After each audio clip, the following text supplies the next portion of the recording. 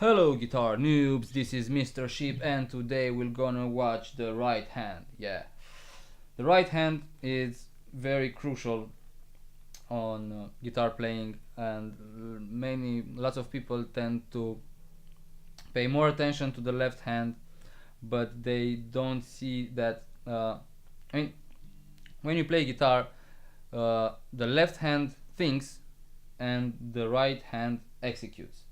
So there are a couple of things that you have to be aware of when you start learning guitar with the right hand. So for start, there are several positions. Uh, there are positions for lead playing, there are positions for rhythm playing, and there are positions for, I don't know, playing like Steve Ray Vaughan, stuff like that. So for instance, you have the right hand must stay something like that with the elbow a little bit put in front. You always need to rest here. So you just put your hand on the guitar like that, you leave it down, so that's your position. So for instance, if you play reed, you need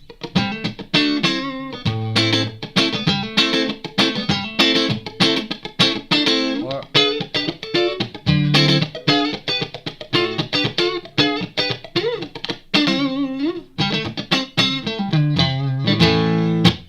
so when you play reed, you only need to anchor in one place.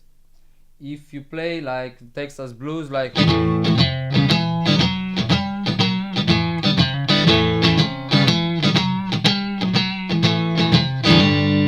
so also my hand is anchor only. I need it to be very open, to move very freely, to not be static.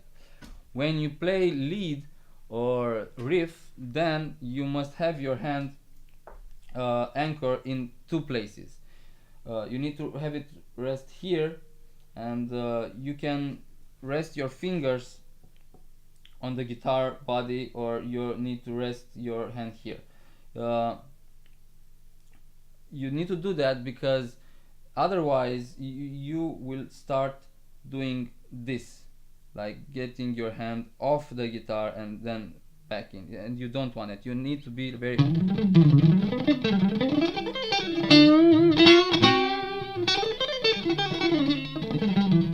also when you play riff.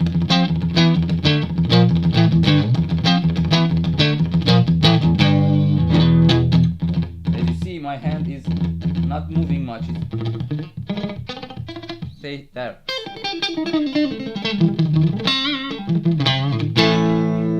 Okay, so you need it rest here and with this finger. Also, it's very important to know the pick angle. So the pick must be angled in two ways. So for instance, if you have the pick parallel to the strings like this, it's just like normal physics that the strings will put resistance. So you need just a little turn, and you just see it just flips, yeah. So, and also I like to put another angle a little bit like this. So I don't play in this plane, I play like this. So I need the upstroke to get me out of the strings, so I can go like I don't want to stay in one place like that, because it will be harder for me to change strings if I do that. Also I use this pinky to have the same angle on every string. I mean, I want to have one angle here and the same angle here. I don't want to be static, like to have this angle here, and if I go like that, see, my angle changes. So that means that I hit every string with a different angle. That means the sound might get different, and also might I must learn a different technique for every string. I don't say it's wrong. There are guitarists, for instance, Marty Friedman, which is very good guitarist, and he plays with a pick angle like that. I mean, you can get results if you pursue one way, but I think the results are better if you stick to this method. And I use my pinky on the right hand just to, like a compass, to point me where I have to play. So, and also I raise my hand like from the elbow. So if I have to play a run, see, my hand goes down and now up. Yeah, I'm traveling like this. Also, maybe you don't want to play with a pick and you just want to play finger style. If you plan to play,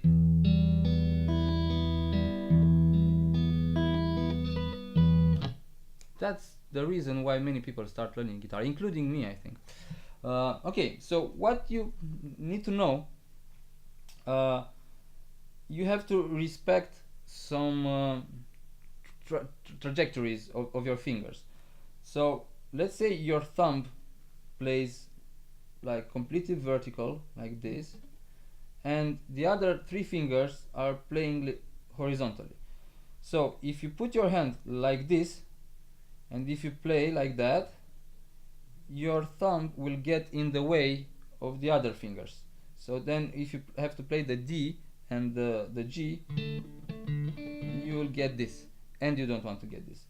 So the thing to do is just a little bit move your thumb to the left, to the guitar neck, maybe you're a left hand guy, and the other three on to the bridge. So let's say as the general rule, your thumb is responsible for the bass strings, for your E, A and your D, and every other fingers one to each string. Index for G, middle finger for B, and your ring finger for high E. So a correct way to do finger style is just go like that, and now look.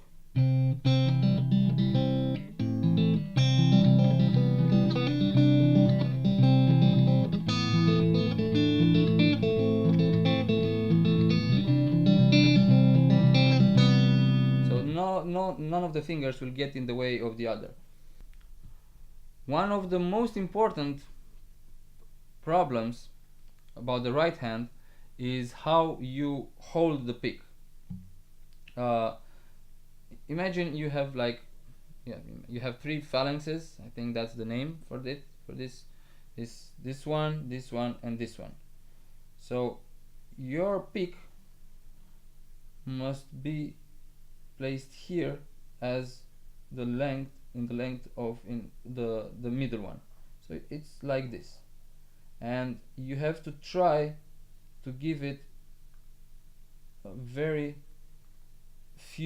little tip to the string. Don't go like that, because if you do that you will encounter a lot of resistance from the string. So if you do this compared to, you'll see that it's a lot faster if you have a little tip to the strings. Also, you want to check out there are different type of picks.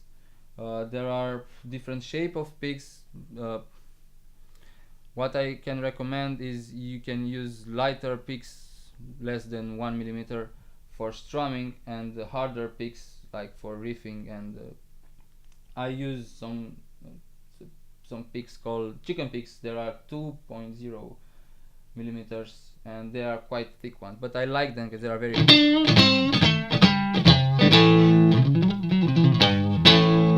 dynamic. I think that should be all about the right hand. I will have a lot of exercises for the right hand because I love the right hand. I mean, I'm more of the right hand picker than legato player, but that you'll see in our future lessons if you like it so far. Please don't forget to subscribe to my channel. I'm Mr. Sheep and I love you guys. Bye bye.